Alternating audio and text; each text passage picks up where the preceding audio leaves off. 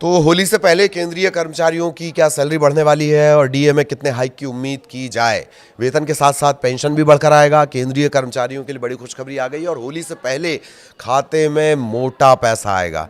DA पर ये एक बड़ा अपडेट आ रहा है, वो आपको बताएं। 20,000 से 1 लाख तक की सैलरी वालों की कितनी इसके बाद सैलरी बढ़ जाएगी, उदाहरण के जरिए मोटा मोटी एक पूरा कैलकुलेशन समझाने की कोशिश करेंगे। इसका फॉर्मूला क्या होता है, बहुत अंदर नहीं जाएंगे फॉर्मूले पे, पर इसका फॉर्मूला क्या होता है, कितने बेसिक पे वाले कर्मचारियों की सैलरी कितनी बढ़ेगी, ये सारे कैलकुलेशन फौरी तौर पर मोटा मोटी समझेंगे।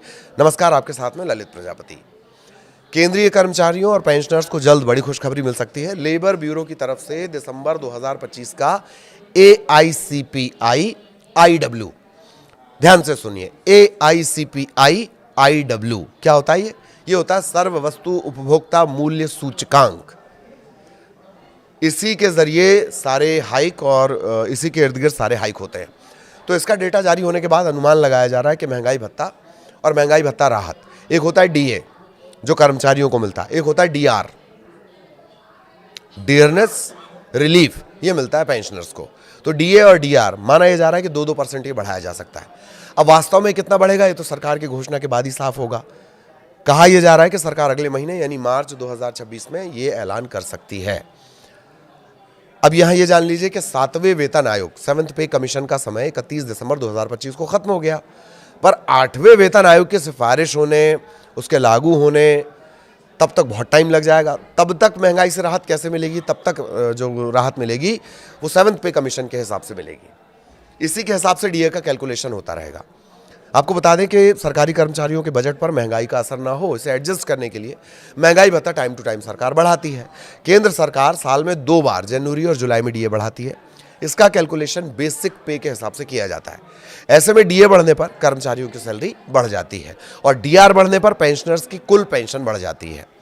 DA DR का जो कैलकुलेशन है वो AICPI IW के 12 महीने के औसत के आधार पर किया जाता है। 12 महीने का औसत अभी क्या आया है? अभी दिसंबर का आया है, तो पूरे 12 महीने का एक एवरेज निकाला जाएगा। ये होता क्या है? AICPI IW यानी all India consumer price index. Industrial workers एक मासिक इंडेक्स होता है जो इंडस्ट्रियल लेबर द्वारा एक तय बास्केट में शामिल वस्तुओं और सेवाओं के खुदरा दाम में समय के साथ होने वाले बदलाव को मापता है।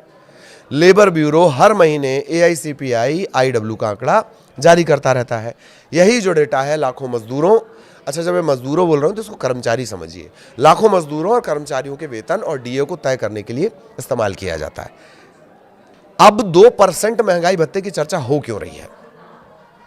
क्योंकि दिसंबर 2025 के लिए ये जो आंकड़ा आया AICPI IW, इसका आंकड़ा है 148.2। इससे 12 महीने का एवरेज जो निकाला जाएगा, अगर इसी आंकड़े का जो 12 महीने सूचकांक का जो 12 महीने का एवरेज निकलेगा वो होता है 145.54। अब कैलकुलेशन के मुताबिक डीए बनता है 60.33%। 60.33% बनता है, इसे राउंड फिगर में 60% माना जाए। अब मौजूदा डीए चूंकि 58% है, ऐसे में 60 - 58 यानी 2% आता है। यही बढ़ोतरी हो सकती है, ये बताया जा रहा है। कहा जा रहा है कि सरकार मार्च में इस बात का ऐलान कर सकती है। कहा यह भी जा रहा है कि होली से पहले ही डीए बढ़ाने का ऐलान हो सकता है। आपको बता दें कि केंद्र सरकार ने जून 2025 के AICPI IW आंकड़े के आधार पर डीए में 3% की बढ़ोतरी की थी। तब वो बढ़कर डीए जो था वो 55 से बढ़कर 58 हो गया था। सरकार ने ये बढ़ोतरी अक्टूबर 2025 में नोटिफाई की थी। जनवरी 2026 के लिए कैसे निकाला जाएगा भाई डीए, बढ़ा हुआ डीए? पहले दिसंबर 2025 के डीए का कैलकुलेशन समझ लीजिए। डीए का कैलकुलेशन इस फॉर्मूले से होता है, DA = 12 महीने का AICPI का जो एवरेज है, सूचकांक का जो एवरेज है, ठीक है, इसके साथ 2001 का बेस उसमें इस्तेमाल होता है, ठीक, -261.42। इसको बटा करेंगे, गुणा करेंगे 261.42 गुणित 100, ठीक। ये बेस ईयर का फंडा है। पहले 2016 बेस ईयर के इंडेक्स को 2001 बेस ईयर में बदलना होगा। इसके लिए फैक्टर 2.88 का लगाया जाता है। 2.88 का ये फैक्टर 2016 वाले नए बेस को 2001 वाले पुराने बेस के बराबर करने के लिए निकाला गया है। ये थोड़ी जटिल चीज़ है, बहुत ज़्यादा समझने की जरूरत नहीं, लेकिन जानकारी होनी चाहिए। अब जनवरी के लिए डीए परसेंट जब निकाला जाएगा तो फॉर्मूले के आधार पर यह आएगा 60.33%। राउंड फिगर में माना जा रहा है कि 60% इसको माना जाएगा।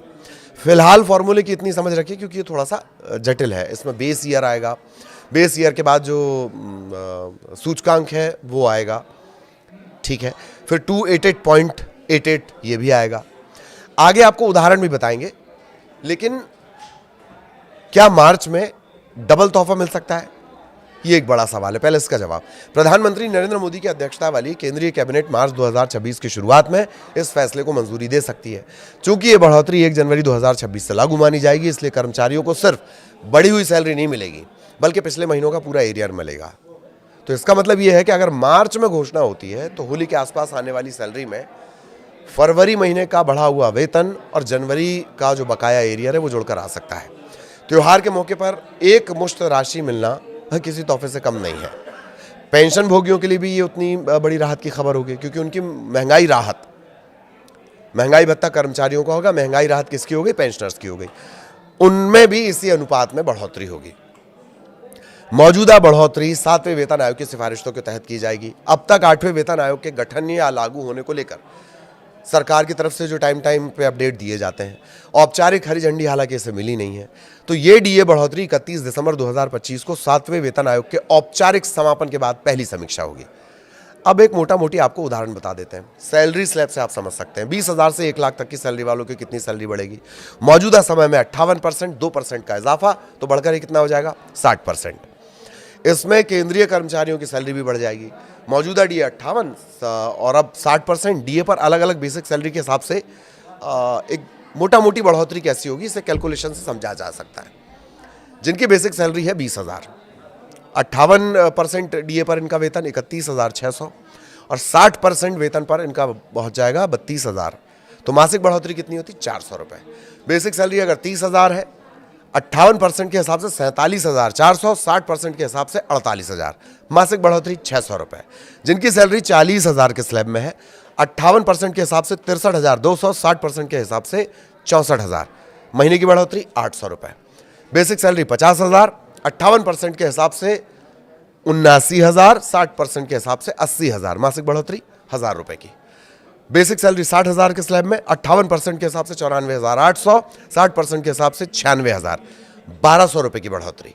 70,000 के हिसाब से देखा जाए, 58% 1,10,600, 60% 1,12,000, महीने की बढ़ोतरी 1,400 रुपये। और जिनकी बेसिक सैलरी 80,000, 58 के हिसाब से 1,26,400, 60% के हिसाब से 1,28,000 ये पहुंचेगी। तो 1,1600 की मोटा मोटी इसमें बढ़ोतरी होगी। इसी तरीके से भी आगे के स्लैब है उसको आप 58 के हिसाब से और 60 के हिसाब से कैलकुलेट कर सकते हैं। बट मोटा मोटी ये जो बढ़ोतरी है ये हम आपको एक बता रहे हैं कि ये 2% अगर इजाफा होता है तब होगी। ये ऐलान के बाद ही क्लियर होगा। कुल मिलाकर देखा जाए तो केंद्रीय कर्मचारियों की जो सैलरी है सालाना 4,800 रुपये से 24,000 तक की इसमें बढ़ोतरी होगी अलग अलग स्लैब के हिसाब से। हालांकि 1 लाख से जो बेसिक 1 लाख से ज़्यादा बेसिक जो कर्मचारी सैलरी पाते हैं उसकी और ज़्यादा बढ़ेगी, उसका कैलकुलेशन हमने आपको नहीं बताया। लेकिन डीए में कितनी बढ़ोतरी होगी इसे लेकर अभी केवल कयास और अनुमान ही लगाए जा रहे हैं। वास्तविक बढ़ोतरी सरकार की जो घोषणा है उसके बाद ही पता चल पाएगी। तो अभी ये बिल्कुल क्लियर नहीं होगा। आगे इससे जुड़ा अपडेट जो भी रहेगा वो आप तक पहुंचाएंगे। नमस्कार।